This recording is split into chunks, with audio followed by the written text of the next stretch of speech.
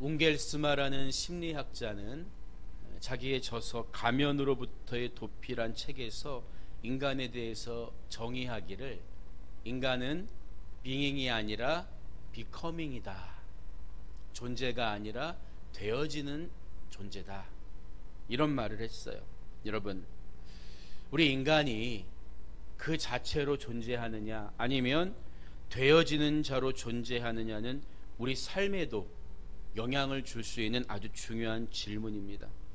쉽게 말하면 인간이 환경을 만드느냐, 환경이 인간을 만드느냐, 이 문제라고도 할 수 있겠죠. 근데 성경은 우리를 가리켜서 되어가고 지어져가는 주님의 교회다, 이렇게 이야기하고 있습니다. 그렇다면 당연히 우리는 안 좋은 방향, 악한 방향이 아니라 좋고 선한 방향으로 되어지는 존재가 되어야 하는 거예요. 그래서 고린도전서 14장 20절을 보면요, 형제들아, 지혜에는 아이가 되지 말고 악에는 어린아이가 되라, 지혜에는 장성한 사람이 되라, 이렇게 요구하고 있는 것이죠. 근데 반대로 성경의 이런 요구와는 반대로 지혜로운 자도 철없는 아이처럼 만들어 버린다든지, 악한 일에는 노련한 어른처럼 가면을 쓰게 만드는 도구가 한 가지 있어요. 그게 뭘까요? 바로 물질입니다. 돈이에요. 그렇게 지혜로워 보이던 사람도 철부지 어린아이처럼 욕심을 부리게 만들고, 선한 일을 추구하는 것을 으뜸으로 여기던 사람도 악한 일을 추구하는데 노련한 어른처럼 만들어버리는 게 물질이라는 거죠. 예수님의 산상수훈의 이야기가 계속 전개되고 있는데, 그 선상에서 오늘 우리에게 요구하시는 말씀은 우리의 현실과 동떨어지지 않은 아주 중요한 교훈입니다. 여러분은 성경이 요구하는 것처럼 하나님을 아는 지혜에 얼마나 장성한 사람이 되어 있습니까? 혹시 그것에 장애물은 없나요?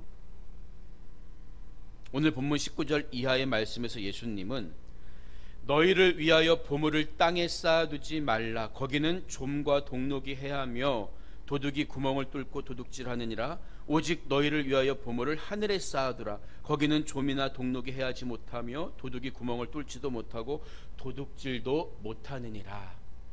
이렇게 말씀을 시작하시죠. 우리는 종종 이 말씀을, 어떤 재물을, 돈을 이 땅이 아니라 하나님의 창고에 저축해 두어서 영원의 때 하나님 앞에 갈 때에 그에 상응하는 복을 받아야 한다. 그래서 복을 많이 받으려면 뭐 있는 거 없는 거 다 끌어다가 하나님 앞에 물질만 많이 드리면 된다, 이런 의미로 받아들일 때가 있어요. 여러분, 그런가 하면 또 어떤 분들은 하늘의 보물은 물질이 아니라 의이기 때문에 하늘의 보물인 하나님의 의를 쌓으라는 뜻이지 뭘 갖다가 자꾸만 하나님께 드리라는 뜻은 아니야, 극단적으로 보시는 분들이 있어요. 여러분, 그런데 우리가 먼저 짚고 넘어가야 할 것이, 예수님께서 19절에서는 보물이라고 말씀하시고 24절에서는 재물이라고 말씀하셨는데, 이 보물과 재물이 꼭 같은 의미일까? 여기에 대한 질문부터 해야 합니다. 여러분, 예수님이 말씀하신 보물이 그냥 재물을 가리키는 걸까요? 생각해 보세요. 그 당시 예수님을 따라다니던 사람 중에 대부분은 가난한 사람들이었습니다. 무슨 집에 보물, 엄청난 무슨 뭐 우리 흔히 하는 말처럼 집에 가면 금두꺼비 몇 개씩, 이런 사람들이 거의 없었다는 거죠. 여러분은 어떻습니까? 집에 그런 보물 있어요? 그런 사람들에게만 해당하는 말씀일까요? 그렇지가 않다는 거죠. 예수님이 말씀하신 보물을 의미하는 헬라어 데사우로스는 이 뒤에 나오는 쌓아두다라는 동사 데사우리조와 똑같은 어근을 가지고 있어요. 같은 말에서 파생됐다는 거죠. 따라서 예수님이 보물이라고 말씀하신 것은 내가 이 땅에 어디에 쌓아둘 만한 가치가 있다고 여기는 것, 그거를 가리켜서 보물이라고 말씀하고 계신 거예요. 여러분, 아무리 가난한 사람도 내가 이 땅에 소중히 여기고 쌓아두기 원하는 거, 꼭 물질이 아니더라도 이런 거 하나씩은 다 가지고 있어요. 물론 재물을 좋아하는 사람에게는 재물이 곧 보물이 되겠지만, 예수님이 말씀하신 이 보물은 보다 광범위한 의미로 가난한 사람에게도, 모든 사람들에게도 적용될 수 있는 단어라는 거죠. 그래서 예수님은 네 보물이 있는 그곳에는 내 마음도 있느니라고 말씀하신 거예요. 내가 아무리 가난해도, 사람들이 흔히 생각하는 그런 보물이 없어도 내가 쌓아둘 필요가 있다고 생각하는 그것, 즉 내가 순간순간 가치 있다고 느끼는 보물이 어디에 있느냐에 따라서 내 삶의 방향과 행동의 중심이 그쪽으로 끌려갈 수밖에 없기 때문이에요. 쉽게 말하면 우리 주위에는 경험에서 나온 자기 가치관을 금과 옥조처럼 여기는 분들을 쉽게 찾아볼 수가 있어요. 그들은 그런 자기만의 삶의 원칙을 고수하면서 자식들에게도 또는 자기보다 젊은 사람에게도 그렇게 사는 게 최고인 것처럼 가르칠 뿐만 아니라 남들이 자기의 그 생각과 사고관, 즉 보물을 건드리기라도 하면 불같이 화를 내면서 분노하죠. 여러분의 보물은 뭡니까? 누가 그거 건드리면 여러분 잠자는 사자의 코털을 감히 건드려 화를 내죠. 가치관이 될 수도 있어요. 그게 삶에서 나온 경험이 될 수도 있어요. 신앙하고 아무 상관없어요. 근데 누가 그거 건드리기만 하면 마치 세상의 도리를 뒤집는 것처럼, 야, 내가 예수 믿는 사람인지도 잊어버리고 흥분하게 됩니다. 이 정치 얘기 한번 나와봐요. 얼마나 교회 안에서도 분란이 커집니까? 여러분, 그런데 교회라는 뜻의 에클레시아라는 단어는 세상에서 끌려 남아서 구별되어진 사람들, 이런 뜻을 가지고 있다고요. 여러분, 그리스도인들은 세상 사람들이 금과 옥조처럼 여기는 어떤 정치적 견해, 가치관, 그런 생각과 다른 뜻을 가지고, 다른 생각을 가지고 살아가기로 결심한 사람들이라는 거죠. 우리가 이 땅에 쌓아가려는 보물은 달라야 한다는 거예요. 똑같이 여당이 맞네, 야당이 맞네, 여기에 휩쓸리는 게 아닙니다, 여러분. 근데 어떤 목사님은 광장에 나와서 자기를 지지하지 않는 그리스도인들은 지옥 간대요. 얼마나 무서운 얘기를 하고 있는지 몰라요. 여러분, 만약에 우리가 중요하게 생각하는 가치들이 여전히 세상과 구별되지 않은 채로 살아간다면 그 사람이 어떤 사람이라는 거예요? 보물을 하늘에 쌓아두지 않고 땅에 쌓아두고 사는 사람이다. 이 말씀을 오늘 예수님이 들려주고 계신 거예요. 여러분, 그런데 그렇게 금과 옥조처럼 중요하게 여기면서 이런 삶의 방식을 고수하며 살아야 돼. 그렇게 중요하게 생각하는 보물인 세상의 가치관과 철학은 없어지고 만다는 거예요. 예수님 뭐라고 표현했습니까? 좀이나 동록이 해하고 도둑이 훔쳐갈 수도 있어요. 세상의 영광이란 그런 것입니다. 오래가지가 않아요. 당장은 크게 보이고 제일처럼 보이지만 상황이 바뀐다든지 시대가 달라지면 초라하기 그지없는 게 세상의 가치관이고 삶의 방식이고 철학이라는 거예요. 1990년대 초 소련 공산당이 무너졌을 때 모스크바 시내에는 레닌 시대와 스탈린 시대에 받았던 훈장들을 팔려고 나온 사람들이 그렇게 많았다고 해요. 왜 그렇습니까? 이제 개방 시대를 맞이해서 이 훈장들은 과거에는 찬란한 유물이었지만 이제는 그냥 쇳덩이에 불과한 거예요. 어떻게 보면 쇳덩이만도 못해요. 구시대에 내가 잘못 살아왔다는 징표이기 때문에. 그래서 빵하고 바꿔 먹으려고 그거를 시장에 내다 파는 사람들이 그렇게 많았다는 거예요. 시대가 바뀌니까 그 영광들이 빵 한 조각만도 못하게 전락해버린 거예요. 여러분, 그렇기 때문에 우리들은 안목을 바르게 가져야 되는 거예요. 언제 바뀔지 모르는 세상의 철학, 정치, 가치, 여기에 모든 것을 걸고 있는 사람처럼 살면 안 됩니다. 우리는 바른 안목을 가져야 돼요. 그러면 어떻게 이런 안목을 갖고 살아갈 수가 있겠냐는 거죠. 우리가 흔히 눈을 마음의 거울이라고 이야기합니다. 눈만 보더라도 그 사람의 생각하는 바를 알 수가 있다는 거죠. 그렇기 때문에 눈이 성하면, 눈이 바르게 뜨여져 있으면 가치를 바르게 볼 수 있는 거예요. 그래서 예수님이 눈에 대한 얘기를 하고 계시는 거죠. 22절 이하의 말씀을 보면요, 눈은 몸의 등불이니 그러므로 내 눈이 성하면 온 몸이 밝을 것이요 눈이 나쁘면 온 몸이 어두울 것이니 그러므로 네게 있는 빛이 어두우면 그 어둠이 얼마나 더하겠느냐. 이 말씀을 하신 거예요. 여러분 생각해 보세요. 집에 전기가 나가면 등불이 꺼지겠죠. 등불이 꺼지면 그 집은 그냥 암흑 가운데 놓이게 되는 거예요. 마찬가지로 우리 마음을 하늘에 두려면 먼저 내 마음의 눈이 뜨여져 있어야 합니다. 내 마음의 눈이 밝아야 한다는 거예요. 그래야 이게 썩어 없어질 세상의 가치인가, 아무것도 아닌 문제인가, 아니면 정말 우리가 신앙의 본질로 붙잡아야 할 것인가, 이게 분별이 될 수 있다는 거예요. 마음의 눈이 밝아야. 그러면 어떤 마음의 눈을 가져야 할까요? 먼저 세상보다 하나님을 사랑하는 마음의 눈을 가져야 합니다. 잠언 7장 2절의 말씀을 보면요, 내 계명을 지켜 살며 내 법을 내 눈동자처럼 지키라, 이렇게 말씀하고 있습니다. 하나님을 사랑하는 눈을 가지고 있는 성도는 지혜로워요. 많이 배워서 지혜로운 것이 아니라 그 말씀으로 눈동자처럼 그 말씀의 법을 지키고 있기 때문에 하나님의 지혜가 항상 함께합니다. 구원의 비밀을 깨닫게 되고 온전한 하나님의 의의 병기로 쓰임받게 되는 거예요. 우리 성경에 나오는 신앙의 위인들이 다 이런 마음의 눈, 하나님을 사랑하는 데서 오는 밝은 눈을 가지고 살아갔던 거예요. 그래서 다니엘은 비록 포로지에 끌려가 있었지만 예레미야 선지자의 글을 읽으면서 3번씩 예루살렘을 향해 기도했고, 다윗은 여호와의 법도가 많은 순금보다 더 사모할 것이며 꿀과 송이꿀보다 더 달도다, 이렇게 고백했던 거죠. 이처럼 하나님의 말씀을 가까이 하고 사랑하는 성도가 밝은 눈을 유지할 수가 있는 거예요.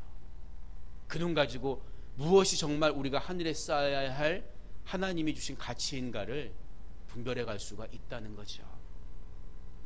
우리가 마음의 눈을 밝히려면 말씀을 사랑하는 눈과 함께 선한 마음의 눈을 가져야 해요. 말씀을 사랑하는 눈, 선한 마음의 눈. 여러분, 선한 마음의 눈이 뭘까요? 잠언 22장 9절을 보면요, 선한 눈을 가진 자는 복을 받으리니 이는 양식을 가난한 자에게 주민이라. 너무 쉽죠? 이렇게 이야기해 주고 있어요. 성경은 약자를 도우려는 마음을 가진 사람, 그리고 그 삶을 실천하는 사람을 가리켜서 선한 눈을 가진 사람이다, 이렇게 가르쳐 주고 있어요. 이런 눈을 가진 성도들은 모든 것이 합력하여 선을 이루어가는 하나님의 섭리를, 그 가치를 삶 속에서 자주 경험하게 됩니다. 왜 그럴까요? 하나님은 바로 이런 사람들의 기도, 어떤 사람이죠?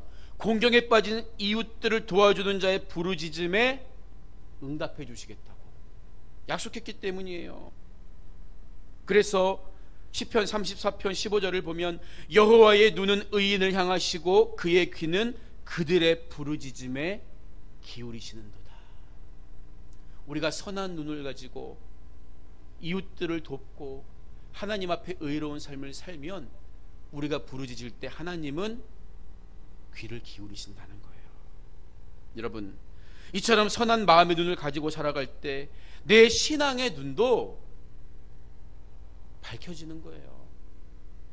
그래서 아무리 언론이, 아무리 여론이, 아무리 권력자들이 뭐라고 해도 우리 눈에는 그 발 아래 신음하는 사람들의 눈물이 보일 수밖에 없는 거죠. 이게 선한 마음의 눈이에요. 우리 그리스도인들은 절대 약자의 눈물을 잊어버리는 편에 서서는 안 되는 것입니다. 마지막으로 믿음의 눈을 가지고 있는 사람이 밝은 마음의 눈을 가진 성도예요. 세상 사람들은 보는 것이 믿는 것이다, 모든 것을 다 물질로 환원시켜 버립니다. 그래서 사물을 바라볼 때도 저게 얼마나 나에게 유익이 되겠는가, 얼마나 이익이 되겠는가, 본능적인 마음과 탐심의 마음으로 바라봐요.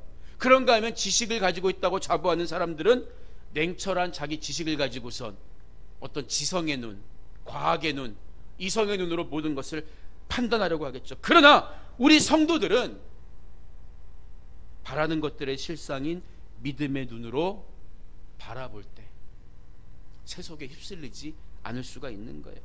우리는 그래서 예수 그리스도 안에 있는 하나님의 영광을 바라보는 믿음의 사람이라는 사실을 절대 잊어버리면 안 되는 거죠.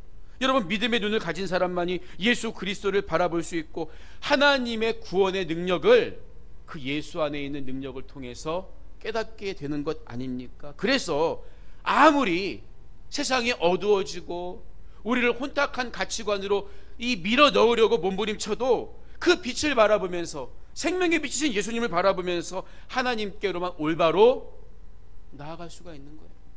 내가 곧 길이요 진리요 생명이니 나로 말미암고는 아버지께로 올 자가 없느니라.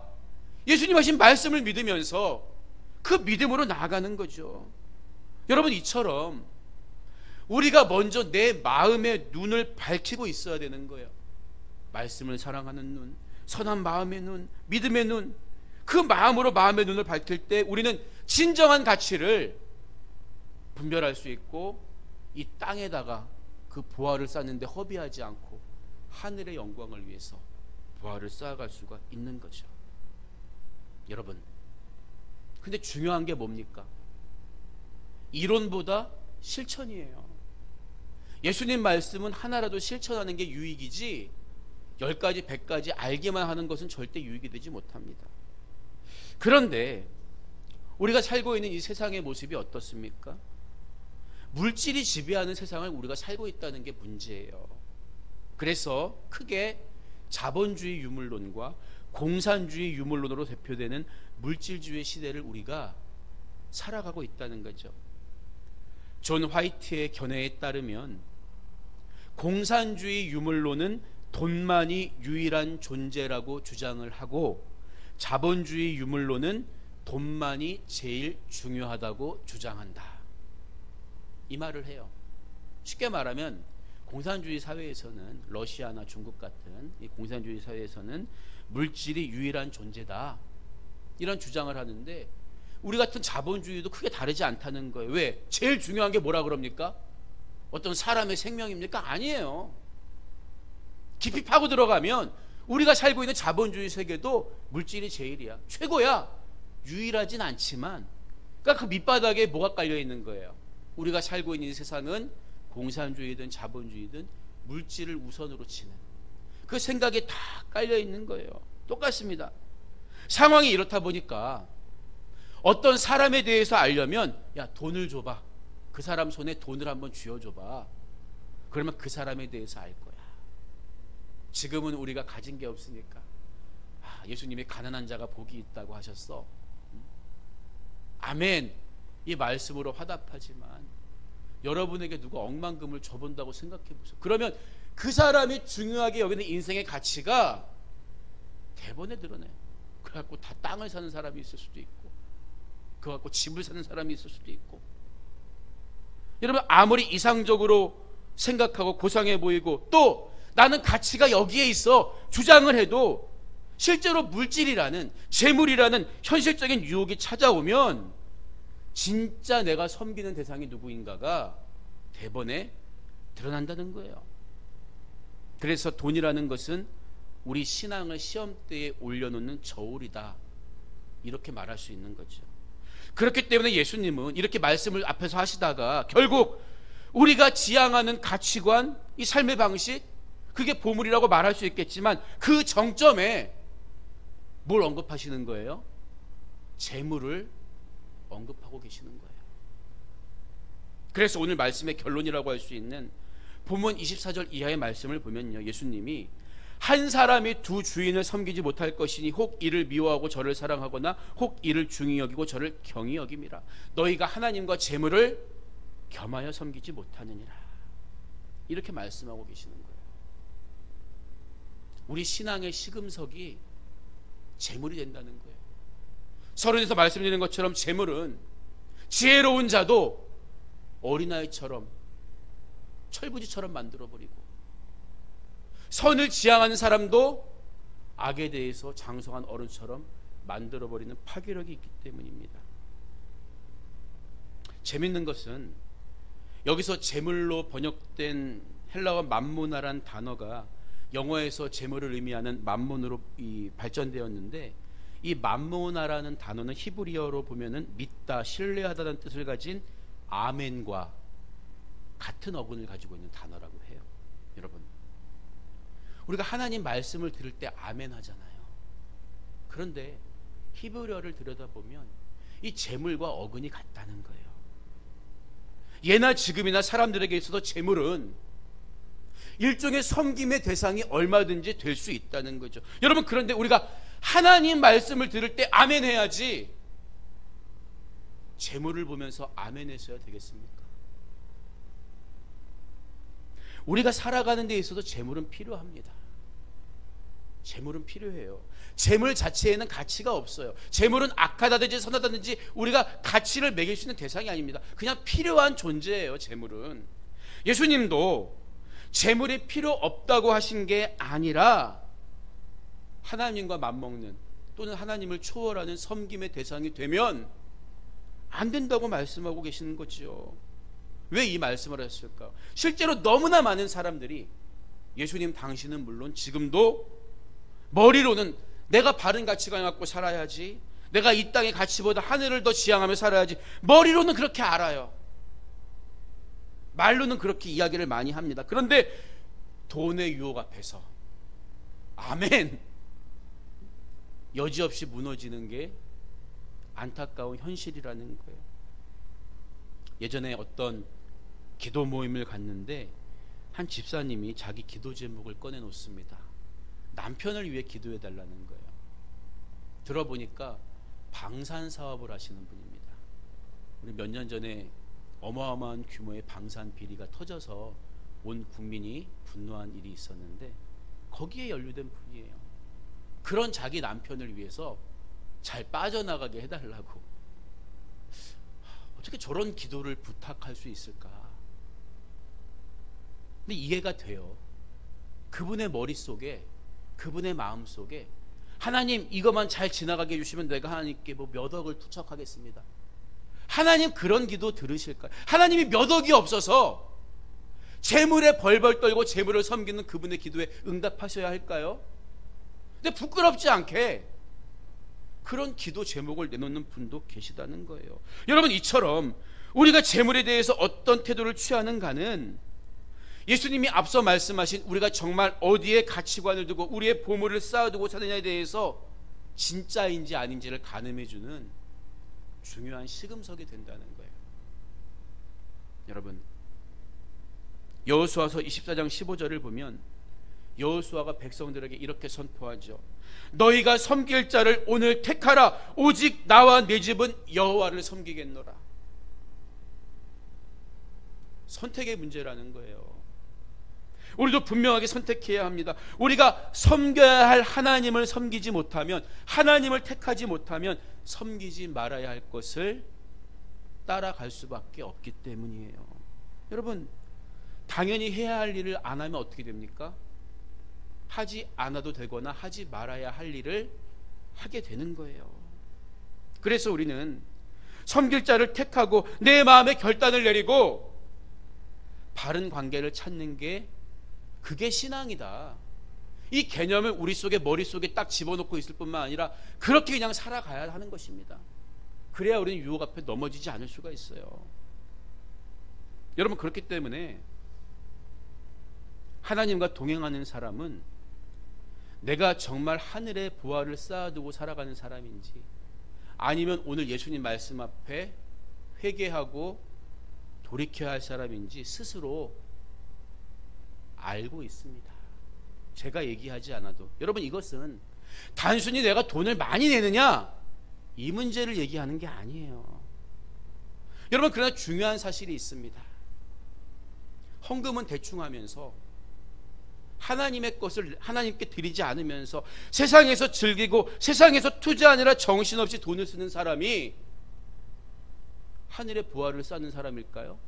말로만 나는 하나님을 인정해 드립니다, 하나님께 가치를 두고 있습니다, 성경 말씀이 최고로 생각합니다, 말은 그렇게 하는데 시금석이 되는 재물을 섬기고 땅의 것을 채우고 자신만을 위해서 쓰는 사람이 하늘의 보화를 쌓아가는 사람이라고 이야기할 수가 있겠냐는 거예요.